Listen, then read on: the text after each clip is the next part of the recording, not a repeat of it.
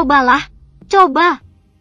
King Yan hanya melihat sedikit kepakan di tubuhnya, ekspresi wajahnya menegang. Sialan, orang gila ini. Kutuk Jinche. Detik berikutnya, seluruh ruang tampaknya melambat, dan kepalan hijau bercampur api berangsur-angsur membesar di murid Jinche. Karena kecepatan kedua belah pihak sangat cepat, semua gerakan terasa sangat lambat, tetapi sebenarnya sudah sangat cepat sehingga tidak dapat dilihat dengan jelas. Lengan Jinche dengan cepat menutupi dadanya, dan sosok seperti anak kecil itu tampak luar biasa kecil di bawah kepalan api biru, dan garis-garis emas meledak menjadi cahaya yang kuat. Oh! Suara keras menyertai ruang yang pecah dan beriak di sekitar dua orang seperti riak air. Gelombang energi yang kuat secara langsung menghancurkan ruang benua pendendam. Seluruh ruang tampaknya menangis, dan seluruh benua bergetar pada saat ini. King Ye, kamu benar-benar ingin membunuhku. Jika aku mati di dunia bawah ini, God of Fighting Alliance tidak akan melepaskan Guyan Protoss MU. Telapak tangan King ditutup, dan kekuatan isap besar memulihkan ruang yang rusak seperti biasa, sementara tangannya yang lain memegang leher Jinche, dan cahaya keemasan Jinche di tubuhnya redup. Aliansi Dewa Pejuang. Orang tua itu hidup selama ribuan tahun, dan Lao Zu tidak takut. Aku tahu kau adalah dewa dan tidak bisa mati. Reinkarnasi ini cukup untuk memberimu kenangan panjang. King Ye memandang Jinche dengan dingin, seolah-olah sangat keras, api membakar kebijakan emas. Tampaknya perbedaan kekuatan antara keduanya terlalu lebar. King Ye, kali ini aku menanamnya di tanganmu, tunggu. Jinche berjuang dengan beberapa kata terakhir. King Ye tersenyum dengan dingin. Menunggu Raja Jinche datang ke Guyan Protoss, aku akan menjadi tuan rumah untuk menjamu orang dewasa itu. King berkata, wajahnya tenggelam, dan api di tangannya menutupi seluruh tubuh Jinche. Jinche mengeluarkan jeritan yang menyakitkan dan tubuhnya berubah menjadi seekor lalat. Tetapi jiwa utamanya tidak dapat dihapus, karena ia adalah dewa, belum lagi bahwa Jinche adalah sang pemberi sanksi dari Dewa Pejuang Aliansi, yang telah ditulis ke dalam menara reinkarnasi, dan ingin dibunuh secara fundamental, kecuali abadi orang bisa melakukan ini. Ini juga kemauan dari Fighting Gods Alliance untuk menarik banyak keluarga untuk bergabung. Ini ditulis ke dalam kolom reinkarnasi, abadi. Begitu Cao Qingxi muncul, dia menggunakan trik bunuh diri, tentu saja, intensitasnya jelas terlalu banyak ditekan oleh kenaifan. Karena jika benua dendam sekali seluruh dunia hancur, bahkan jika dia adalah dewa yang bertarung, aku takut akan sulit untuk melarikan diri dari badai antariksa. Ditemukan oleh atasan dan dilacak, saya takut bahwa bahkan jika yang muda meninggal, seluruh Yan Protoss kuno akan mengikuti pemakaman. Meskipun benua pendendam hanya ruang terbatas, itu juga sangat diperlukan dalam keseimbangan ruang. Ruang mengandung banyak ruang, termasuk langit berbintang dan benua. Tetapi semua milik ruang independen, ada semacam hubungan check and balance antara ruang dan ruang ini, keseimbangan besar terbentuk antara ketiga ribu bidang ruang tak terlihat. Jika keseimbangan ini dimiringkan, dapat menyebabkan gangguan di wilayah udara, dengan konsekuensi yang tidak terduga. Benua pembalas dendam ini mungkin juga disebabkan oleh pemeriksaan dan keseimbangan dalam energi ruang angkasa. Gas sumber kaisar tidak dapat lagi dihasilkan, sehingga kekaisaran menjadi sangat langka. Apalagi, menurut Jinche, benua pembalas dendam ini telah menyegel beberapa benua. Siapa yang tahu apa yang terjadi pada benua beku itu? Munculnya Jinche kali ini adalah untuk menyelidiki ketidakseimbangan ini. Sekarang dia dibunuh dengan tidak bersalah. Saya khawatir itu akan menyebabkan kekacauan lain. Setelah kematian Jinche, semua orang di benua pertempuran tampak terpana. Pria tua di depannya bahkan lebih kuat dari Jinche. Keberadaan ini adalah semacam imajinasi bagi semua orang di benua pertempuran. Yang terbaik yang mereka tahu adalah Dudu. Tetapi mereka tidak tahu bahwa ada keberadaan yang lebih tinggi dan lebih tinggi daripada Dudu. Makhluk-makhluk ini berada di luar imajinasi kognitif mereka. Semua orang di benua pertempuran memandang orang tua itu dengan kagum, dan memandang benua pertempuran dengan naif. Matanya berkedip-kedip, Sepertinya setiap detail dari seluruh benua tidak bisa lepas dari matanya. Daratan pendendam, bekas tanah leluhur, begitu kesepian setelah ribuan tahun. King Zi tidak bisa menahan nafas ketika dia melihat penampilan daratan pendendam. King Zi kemudian berbalik ke Xiao Xiao dan Xiao Lin. Pada saat ini, kehidupan mereka sangat lemah dan mereka dipeluk oleh orang-orang Xiao. Ketika Xiao Zhu melihat mata King Zi naik dan turun, mereka semua terkejut.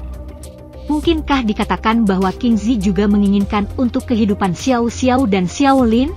King Zi tidak berbicara, tetapi lengan baju itu sedikit terangkat.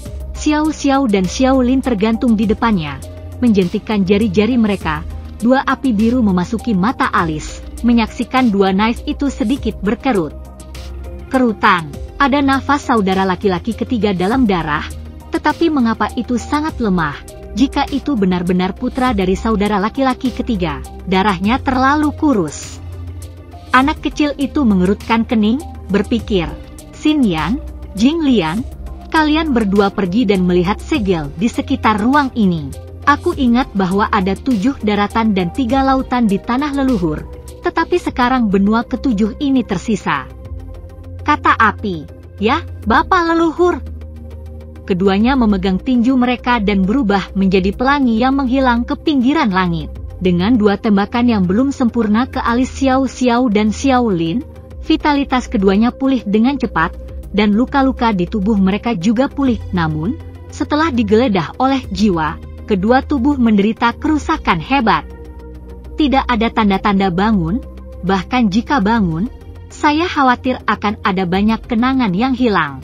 Lupakan saja, karena ini berhubungan dengan saudara ketiga, hari ini aku akan memberimu 2 uang. Melihat keduanya dengan polos, 2 api muncul di tangan mereka, dan tembakan biru dan biru diarahkan ke Xiao Xiao. Api merah menyala menghantam Xiao Lin. 2 kelompok api langsung membungkus tubuh kedua orang itu, dan api panas meledak ke suhu yang sangat tinggi. Ruang sekitarnya tiba-tiba merasakan rasa fragmentasi. Suhu tinggi ini bahkan menghancurkan ruang benua. Semangat juang! Api lain! Semua orang di daratan pertempuran berseru ketika mereka melihat pemandangan ini. Semua orang di klan Xiao bergumam. Xiao Xiao dan Xiao Lin kuat, tetapi di bawah api yang berbeda. Aku takut bahkan jiwa akan terbakar. Jejak, Hu Xiao Lin menarik napas dalam-dalam, dan nyala api mengikuti mulut Xiao Lin dan mendekat. Tiba-tiba wajah Xiao Lin terdistorsi dan tampak sangat tidak nyaman. Xiao Xiao juga sama di sini. Setelah api biru-biru menembus ke dalam tubuh Xiao Xiao, tubuh Xiao Xiao juga bergetar dan wajahnya memelintir. 2 dewa api yang paling dibanggakan lelaki tua itu benar-benar murah untukmu, tetapi mereka bahkan dikenali oleh api dewa. Ini juga agak mengejutkan. Tampaknya kedua orang itu memiliki hubungan dengan saudara laki-laki ketiga, karena api ini milik saudara laki-laki ketiga. Ada senyum di sudut mulut King Zi, dan rasanya sangat memuaskan melihat bahwa mereka berdua telah menghirup nyala api dan belum ditolak oleh nyala api.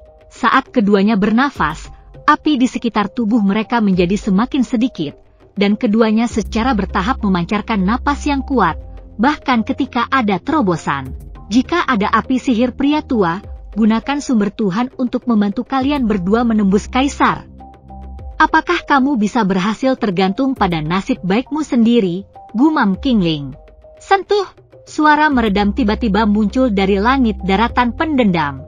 Hah! Anak kecil itu sedikit membeku. Ternyata suara itu datang dari ranah lain. Bisakah Dewa Pejuang Aliansi tahu begitu cepat? Tetapi tidak mungkin untuk tiba pada waktu yang terputus, atau ranah mana yang ingin membuka saluran antara 2 kerajaan? King pemikiran kekanak-kanakan. Pada saat ini, benua kaisar merobek kota. Xiao Yan sangat marah, bagaimana dia bisa mentolerir bahaya dari putra dan putrinya sendiri. Semua orang mengumpulkan kekuatan untuk membom ruang kota yang robek dan ingin membuka saluran. Tetapi bagaimanapun juga, ruang itu selalu acuh tak acuh, sepertinya mulut besar. Ya, kalau tidak ada yang bisa membukanya dengan paksa. Xiao Yan, tunggu, aku merasakan semangat juang. Suara Zhan Lao tiba-tiba terdengar di telinga Xiao Yan. Fighting God? Apakah itu ada di atas Fighting Emperor? Xiaoyan kaget. Bagaimana bisa keberadaan mengerikan seperti itu muncul di benua pendendam? Xiaoyan mendengar sepatah kata Dou Shen di belakangnya. Dan bahkan King Haoran terkejut dan tak bisa berkata-kata. Bukan rahasia lagi bahwa Dou Xian lebih tinggi dari Dou Xian. Tetapi di atas Dou Xian, Dou Shen eksistensi yang mengerikan. Saya takut keberadaan seperti itu ada dalam legenda. Bagaimana bisa muncul di dunia bawah? Semuanya tampak luar biasa. Sementara semua orang masih dikejutkan oleh diskusi, napas teror menyebar dari kedalaman ruang gelap, dan semua orang terdiam oleh napas. Kakak ketiga! Sebuah suara keluar bercampur dengan kengerian itu, dan sebuah gas putih perlahan-lahan muncul di kegelapan ruang, mengembun menjadi api hijau seorang lelaki tua di sekitarnya. Orang tua ini terlihat persis seperti jerawat di benua itu, tampaknya hanya pengalih perhatian.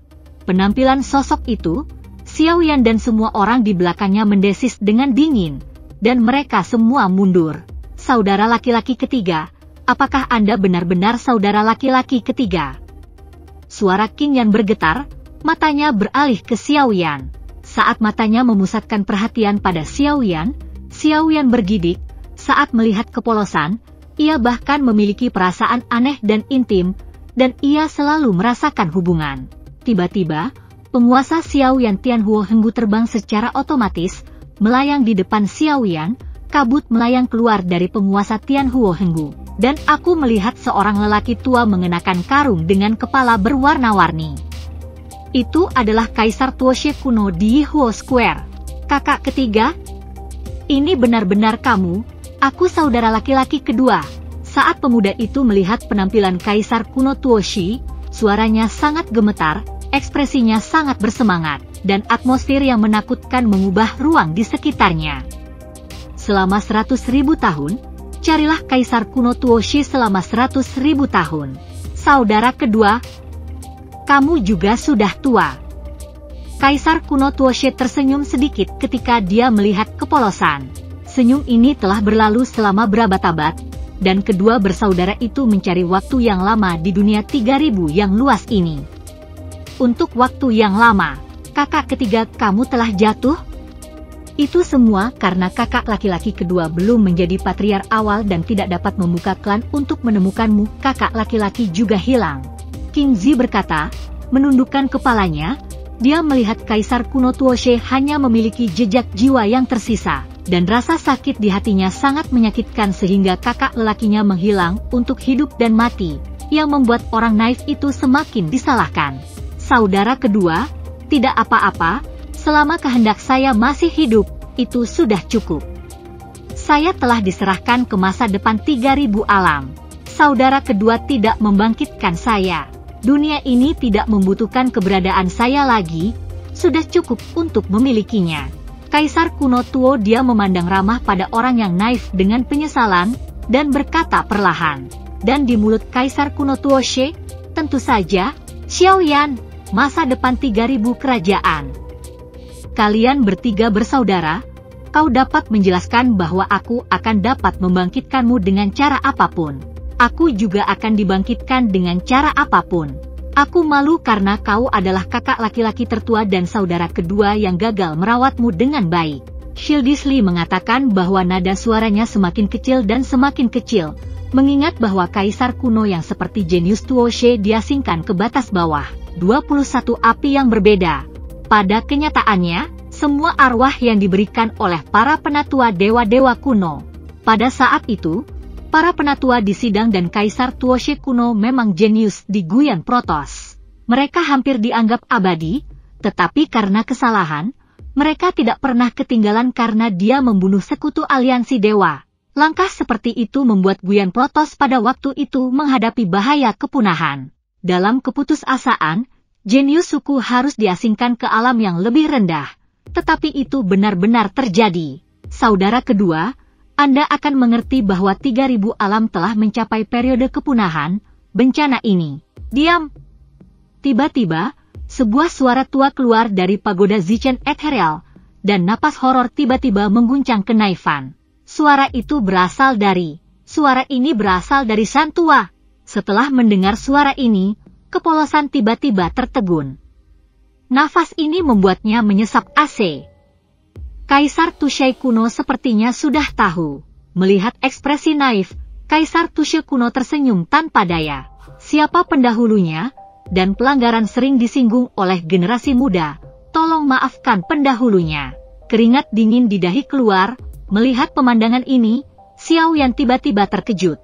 Tapi suara Zhan Lao tidak pernah muncul, dan naif itu tersenyum canggung. Saudara kedua, saya telah menyusahkan saudara laki-laki tertua saya dan saudara kedua saya di kehidupan ini. Saya akan menjadi saudara lelaki saya dan saudara laki-laki kedua saya di kehidupan berikutnya. Tidak ada banyak yang tersisa dalam sisa ini. Setelah jiwa pergi, saya akan menghilang selamanya di dunia ini. Tetapi saudara kedua, Anda harus ingat bahwa saudara ketiga adalah untuk 3.000 kerajaan, jadi saya tidak menyesal. Kaisar kuno Tuoshe berkata dengan senyum pahit, mengatakan bahwa pada akhirnya ia kuat dan tanpa penyesalan. Kakak kedua, 2 anak di daratan adalah anak-anak junior di belakangku. Mereka juga sedikit keturunan saya. Saya harap saudara laki-laki saya yang kedua akan merawatnya. Jaga anak saya. Kedua saudara laki-laki akan jatuh dan mereka akan merepotkan. Malu, saudara kedua. Kebaikan, saudara ketiga akan melaporkan di kehidupan berikutnya. Kehidupan ini, saudara ketiga benar-benar malu. Kata Kaisar kuno Tuoshe, matanya menjadi kemerahan, sosoknya menjadi lebih lemah dan lebih lemah, dan jiwa telah itu menghilang lagi. Dan sepertinya saya tidak bisa menahannya lebih lama. Saudara ketiga, kakak kedua berjanji padamu bahwa kita masih bersaudara di kehidupan selanjutnya. Dia tersenyum polos, dia memandangi Kaisar kuno Tuoshe yang tak terkatakan, dan dia tersenyum sangat datar. Jatuhnya tidak mengerikan. Yang mengerikan adalah keinginan itu tidak terpenuhi, dan hal yang mengerikan tidak dapat didamaikan. Sekarang tampaknya Kaisar Tuoshe kuno sangat bebas dan mudah, karena tidak ada keinginan di dalam hatinya. Saudara kedua, saudara ketiga pergi, saya menemukan saudara laki-laki tertua untuk berbicara dengan saudara laki-laki tertua saya minta maaf, kata Kaisar kuno Tuoshe. Sosok itu hampir transparan, dan akhirnya berubah menjadi titik bintang, hilang dalam kekosongan ini. Yang tidak bersalah tersenyum dan mengangguk, air mata kasih sayang mengalir di sudut matanya mengalir, dan tinju yang dalam dilemparkan ke Kaisar kuno Tuoshe yang dilanda jiwa, layar 100.000 tahun ternyata berpisah, dan hati yang tidak bersalah tidak terluka karena saudara ketiga berjalan dengan tenang. Ayo pergi, kakak ketiga. Sampai jiwa Kaisar kuno benar-benar menghilang, mata yang naif beralih ke Xiao Yan. Junior, siapa namamu? Xiao Yan membeku dan buru-buru mengepal. Xiao Yan yang lebih muda, aku telah melihat para senior. Xiao Yan, dengan radang nama, api dengan serangan, lihat dirimu ada begitu banyak pemukul, putra api, tak heran. Anak kecil itu memandang Xiao Yan dari atas ke bawah, matanya tiba-tiba melotot, tampaknya sedikit terkejut. Junior masih, tetapi tidak mampu. Xiao Yan tersenyum malu. Haruskah kamu merasakan bahaya nyawa menantu kamu? King Zi tidak banyak bertanya, dia tampak sangat takut pada nafas barusan. Dia bisa melihat bahwa ada rahasia besar yang tersembunyi di tubuh junior di depannya, dan rahasia ini menghubungkannya. Tidak bisa mencapainya. Senior, apakah kedua anakku masih hidup sekarang? Xiao Yan bertanya dengan tergesa-gesa, mata Cailin dan Sun Er juga beralih menjadi tidak bersalah, mata penuh kekhawatiran. Tenang, karena saudara laki-laki ketiga ingin aku merawat mereka, selama orang tua itu mengemas mereka berdua dalam sehari tanpa khawatir, maka kamu dan kedua anak itu akan memberikannya kepada orang tua itu. Lagi pula, mereka berdua juga membawa jejak darah saudara lelakiku yang ketiga, juga itu bisa menjadi obat untuk tahun itu. Orang yang tidak bersalah berkata perlahan, dengan ingatan di matanya, dengan kebencian, berani meminta gelar kehormatan senior. Xiao Yan memegang tinjunya dengan dalam, dan mendengar kekanak-kanakan mengatakan bahwa kedua anak itu pasti tidak terluka. Batu-batu di hati mereka tiba-tiba jatuh, dan Cailin dan Sun Er menarik napas dalam-dalam. Warnanya perlahan tersebar, Guian Protos, Tuosha tidak bersalah. Tidak banyak yang bisa dikatakan, bagian jiwa ini juga akan menghilang. Aku akan membiarkan kedua anakmu pergi ke alam bawah untuk mengalami.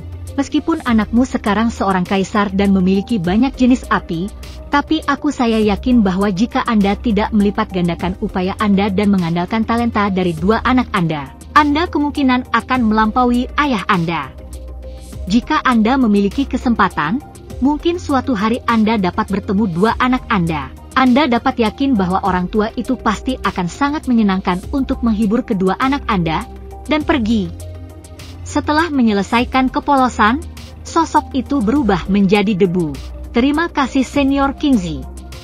Xiao Yan mengepalkan tangannya. Xiao Yan berbalik untuk melihat Sun Er dan Cai Lin, dan memeluk mereka. Tenang, Xiao Lin dan Xiao baik-baik saja. Sekelompok orang menghilang di kota Ripet dalam sekejap mata. Pada saat ini di kota yang robek, seorang lelaki tua melihat ke arah yang ditinggalkan Xiao Yan dan menyentuh janggutnya. Rahasia apa yang tersembunyi di balik ini? Rencananya tampaknya jauh lebih besar dari yang aku harapkan. Mata pria tua itu sedikit menyipit, dan dengan serius, tubuhnya juga memancarkan napas semangat juang.